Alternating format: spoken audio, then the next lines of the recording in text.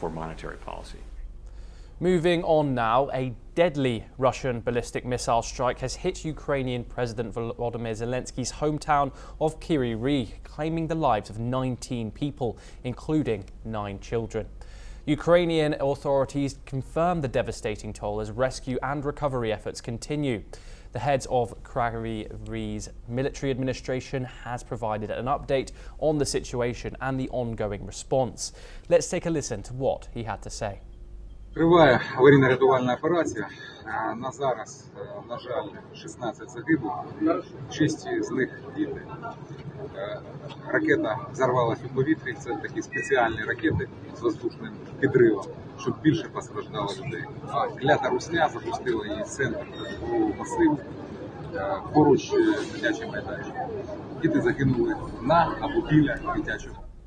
In the aftermath of the attack, President Zelensky condemned Russia's actions, saying the strike targeted a residential area near a children's playground and left more than 24 others injured.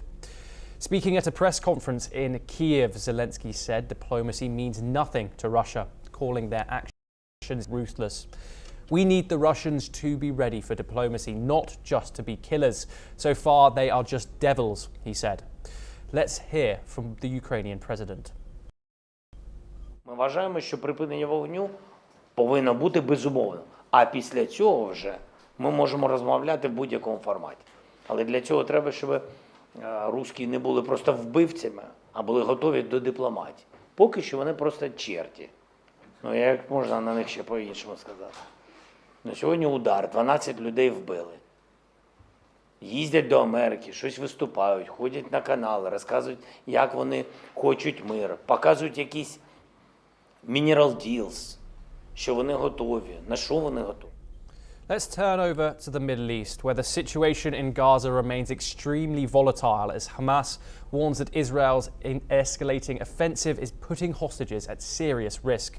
The group claims that half of the remaining Israeli hostages are in evacuation zones targeted by the Israeli military and they won't be moved. Meanwhile, Israeli jets have launched new airstrikes on Khan Yunis and western Rafah. At least 5 people have been killed since dawn, including a Palestinian woman. The ground invasion is also deepening in northern Gaza following deadly strikes on a school-turned-shelter in Gaza City. In the West Bank, a young Palestinian boy was shot dead in Hussan near Bethlehem during a clash with Israeli forces. The Israeli army says it is targeting fighters while humanitarian concerns continue to grow across the region. Tensions are escalating within the Israeli government as Attorney General Gali Barahav Miara accuses Prime Minister Benjamin Netanyahu of a conflict of interest in his decision to dismiss Shin Bet chief Ronan Bar. The AG says Netanyahu's move is fundamentally flawed and politically motivated, citing ongoing corruption investigations involving the Prime Minister's associates. Barr himself told the Supreme Court that Netanyahu pressured him to delay testimony in his own criminal trial, which the former refused. Netanyahu fired back, calling Barr's claims full of lies and blaming a breakdown in trust. The dismissal has triggered widespread protests, with the Supreme Court temporarily blocking the move until April the 8th. The controversy follows a turbulent period for Netanyahu, including arrests of his 2 close aides in a scandal known as Qatargate.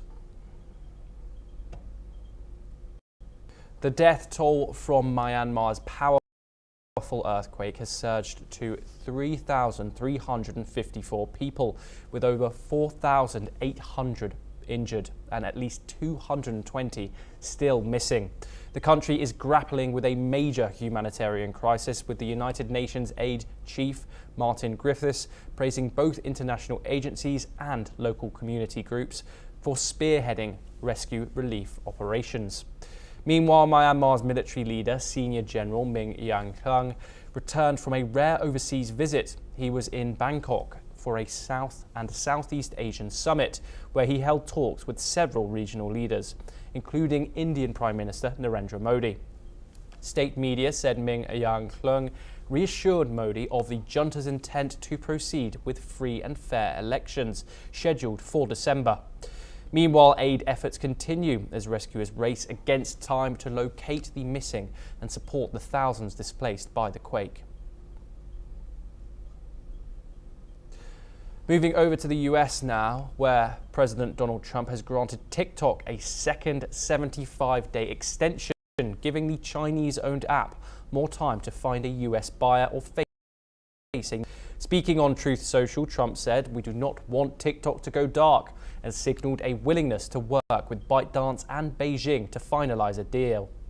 The app, used by over 170 million Americans, faces a US ban under a law passed by Congress unless its Chinese parent company divests its controlling stake. White House officials say a potential TikTok's US operations being spun off into a new American-led entity. This is what US President Donald Trump said about the issue. This is what President Trump said. What's the update on the deal negotiations for We're TikTok? very close to a deal with a very good group of people for TikTok. Larry Ellison and Oracle? Is it multiple investors? Just Multiple. What's the update on However, Beijing has now stalled approval after Trump announced sweeping new tariffs, including ones targeting China. ByteDance says any final deal still requires China's sign-off.